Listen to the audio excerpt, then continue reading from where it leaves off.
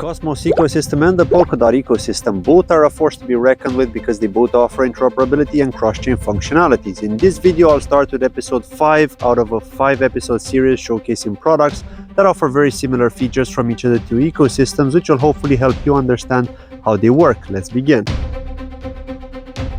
Hello and welcome to KryptosChain. My name is Claudio. In this product comparison video, I'll look at two popular mobile wallets from two different ecosystems, Keplr Wallet from Cosmos and Nova Wallet from Polkadot. Links to both of these can be found in the description of this video if you want to check them out yourself and download them so that maybe you can follow through with some of the features I'll be talking about in this video. Now, I just want to make it clear before I begin that this isn't meant to favor one over the other, but is to showcase some of the differences of mobile wallets offering similar features and how one can learn from the other. Both Keplr and Nova offer support for Ledger Nano X, so if you own that hardware wallet, you can use it for extra security rather than set up a standard 12-word passphrase wallet. But if you don't own one, then that's the quick and simple option.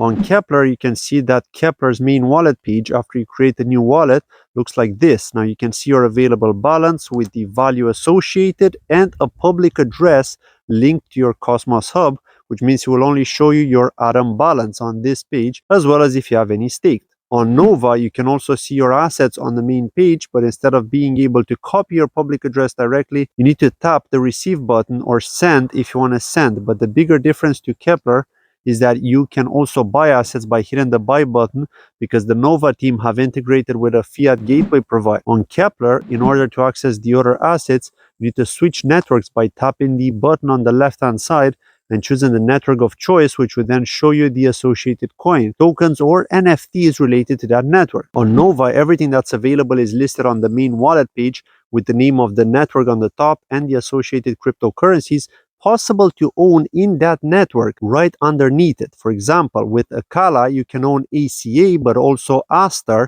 ASTR, which is a bridged token from Astar Network's parachain, therefore allowing you to store any bridged tokens as well as the main coin associated to that network, or parachain in this case. Now, when it comes to staking on Keplr, you can access the staking button and it will take you to the details associated to staking, such as total Atom staked and total unstaked if you're in the waiting period of 21 days to unstake. Now you can also find a list of validators which you can stake with, such as Coinbase, SG1, etc. And it can also show you the amount that's already staked with those validators.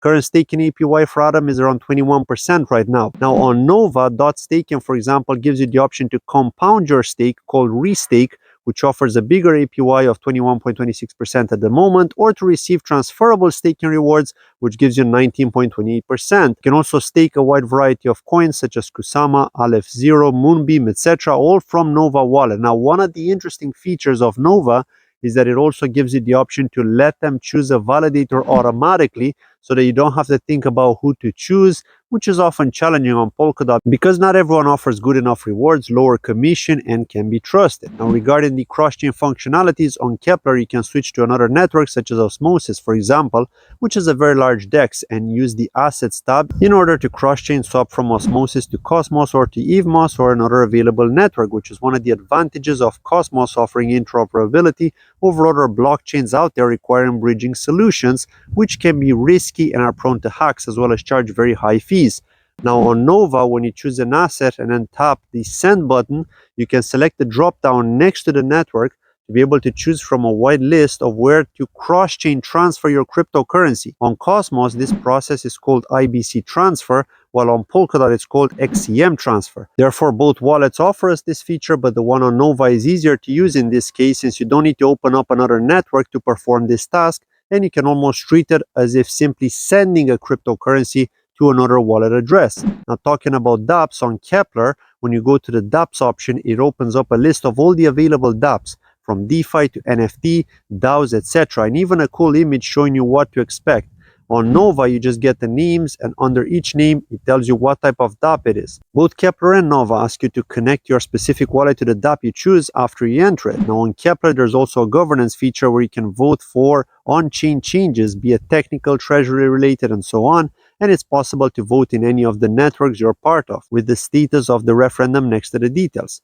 On Nova, you can also vote for referendums and you can filter the status as you wish, as well as search for a specific referendum. So as you can see, both of these wallets are packed with features which might even seem overwhelming to an average user who may or may not use all of these features. But the fact they're available helps make life easier from the comfort of your own hand. This was it from the 5th episode of Product Comparisons. I hope you enjoyed it. Thanks as always for watching, and please don't forget to hit the like, drop a comment below with anything whatsoever, follow me on Twitter, or join the Telegram community, both of whose links can be found in the description of this video. I'll see you in the next one.